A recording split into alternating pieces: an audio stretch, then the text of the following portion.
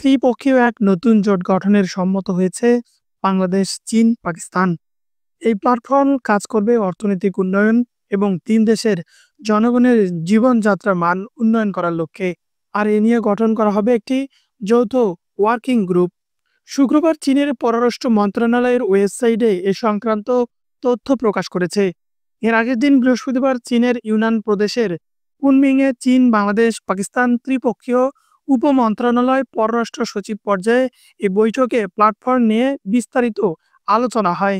চীনের পররাষ্ট্র মন্ত্রণালয় জানায়, বৈঠকে চীনের উপ পররাষ্ট্রমন্ত্রী সান ওয়াইডং, বাংলাদেশের ভারপ্রাপ্ত পররাষ্ট্র সচিব রুহুল আমিন সিদ্দিকী এবং পাকিস্তানের অতিরিক্ত পররাষ্ট্র সচিব ইমরান আহমেদ সিদ্দিকী উপস্থিত ছিলেন। বৈঠকে পাকিস্তানের পররাষ্ট্র সচিব আমনা বালুচ ভার্চুয়ালি যুক্ত ছিলেন। তিন পক্ষ চীন, পাকিস্তান, বাংলাদেশের ত্রিপক্ষীয় সহযোগিতা নিয়ে বিস্তারিত মতবিনিময় করেছে।